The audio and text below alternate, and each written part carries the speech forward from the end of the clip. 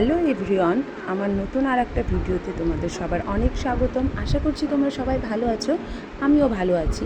আমি যেদিনের ভিডিওটা তোমাদের সাথে শেয়ার করছি সেটা বাসন্তী পূজার অষ্টমীর দিনের ভিডিও। আমি, মা এবং আমার মেয়ে আমরা মেলা দেখার জন্য বেরিয়ে পড়লাম। এদিকে দেখো রাস্তাতে কত সুন্দর লাইটিং করেছে। আর এই মেলাটা আমরা ছোটোবেলা থেকেই দেখে আসছি, কিন্তু মেলাটা তখন অনেকটা বড় জায়গা ছিল, তাই মেলাটা বড়ও হতো।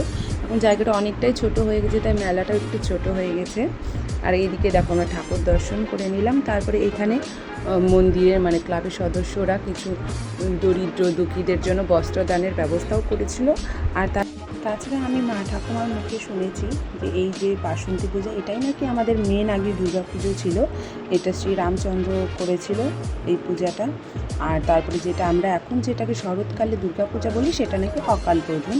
তারপরে এইদিকে দেখো কথা বলতে বলতে আমরা এইদিকে চলে আসলাম মেলার শেষে। তারপরে এইদিকে আমরা মেলা থেকে অনেক ঘুরে আমি আমার মেয়ের জন্য কিছু খেলনা, বোনের ছেলের জন্য খেলনা নিয়ে আমরা খাওয়া দাওয়া করে তারপরে এইদিকে আমরা বাড়ির উদ্দেশ্যে বেরিয়ে পড়লাম রাস্তাতে। এই দেখো আমি, আমার মেয়ে, আমার মা আমরা বাড়ি যাচ্ছি এখন। তাহলে দেখা হবে তোমাদের সঙ্গে নেক্সট ভিডিওতে। তোমরা ততক্ষণ ভালো থেকো, সুস্থ থেকো এবং সবাইকে ভালো রেখো। টাটা।